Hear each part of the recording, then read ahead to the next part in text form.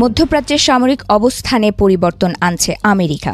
সাম্প্রতিক স্যাটেলাইট ছবিতে দেখা গেছে কাতারের আল উদেইদ বিমান ঘাঁটিতে মোতায়েন করা হয়েছে মোবাইল প্যাট্রিয়ট ক্ষেপণাস্ত্র প্রতিরক্ষা ব্যবস্থা। এই ঘাঁটিটি দীর্ঘদিন ধরেই অঞ্চলটিতে মার্কিন সামরিক কার্যক্রমের অন্যতম প্রধান কেন্দ্র হিসেবে পরিচিত। এটি মার্কিন সেন্ট্রাল কমান্ডের জন্য অত্যন্ত গুরুত্বপূর্ণ কৌশলগত অবস্থান। বিশ্লেষকদের মতে প্যাট্রিয়ট সিস্টেমকে স্থির অবস্থান থেকে সরিয়ে ভারী সামরিক ট্রাকের ওপর বসিয়ে মোবাইল প্ল্যাটফর্মে নিয়ে আসা যুক্তরাষ্ট্রের প্রতিরক্ষা নীতিতে একটি বড় পরিবর্তনের ইঙ্গিত দেয়। আগে এসব ক্ষেপণাস্ত্র প্রতিরক্ষা ইউনিট স্থায়ী কাঠামোর মধ্যে বসানো থাকত, ফলে দ্রুত স্থান পরিবর্তন করা সম্ভব ছিল না। নতুন ব্যবস্থায় ট্রাক ভিত্তিক মোতায়েনের কারণে প্রয়োজনে খুব দ্রুত এক স্থান থেকে অন্য স্থানে সরিয়ে নেওয়া যাবে, যা সম্ভাব্য শত্রুর আগাম হামলার ঝুঁকি অনেকটাই কমিয়ে দেয়। এই পরিবর্তনের বিষয়টি প্রথমে সামনে আসে আন্তর্জাতিক সংবাদ মাধ্যম রয়টার্সের এক প্রতিবেদনের মাধ্যমে।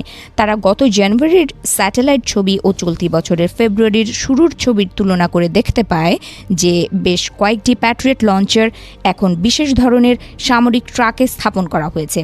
এতে বোঝা যায় যুক্তরাষ্ট্র ক্রমবর্ধমান ক্ষেপণাস্ত্র ও ড্রোন হুমকির মুখে তাদের প্রতিরক্ষা ব্যবস্থাকে আরও গতিশীল এবং টেকসই করে তুলতে চাইছে। বিশেষজ্ঞদের মতে এই পদক্ষেপ মূলত আঞ্চলিক উত্তেজনার প্রেক্ষাপটে নেওয়া হয়েছে। তাই বিশেষ করে ইরান আর তার মিত্র গোষ্ঠীগুলোর সম্ভাব্য ক্ষেপণাস্ত্র সক্ষমতা বিবেচনা করেই এই সিদ্ধান্ত।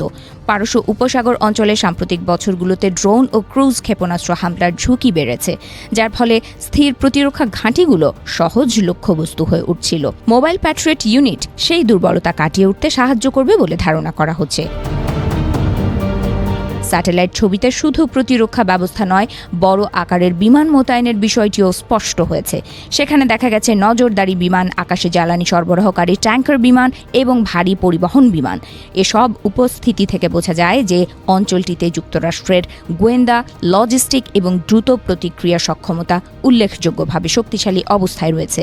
একই ধরনের সামরিক প্রস্তুতির চিত্র দেখা গেছে জর্ডানের একটি বিমান ঘাঁটিতেও, যেখানে যুদ্ধ বিমান ও হামলা সহায়ক বিমান মোতায়েন করা হয়েছে। অন্যদিকে সৌদি আরবের একটি ঘাঁটিতে যুক্তরাষ্ট্রের বৃহৎ পরিবহন বিমান নামার তথ্যও পাওয়া গেছে।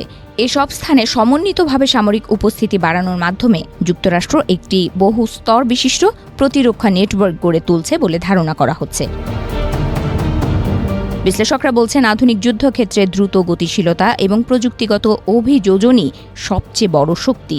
সেই বাস্তবতাকে সামনে রেখেই যুক্তরাষ্ট্র মোবাইল প্যাট্রিয়ট ব্যবস্থা চালু করেছে। এটি শুধু প্রতিরক্ষাকে আরও নমনীয় করবে না, বরং প্রয়োজনে দ্রুত প্রতিক্রিয়া দেখানোর সক্ষমতাও বাড়াবে।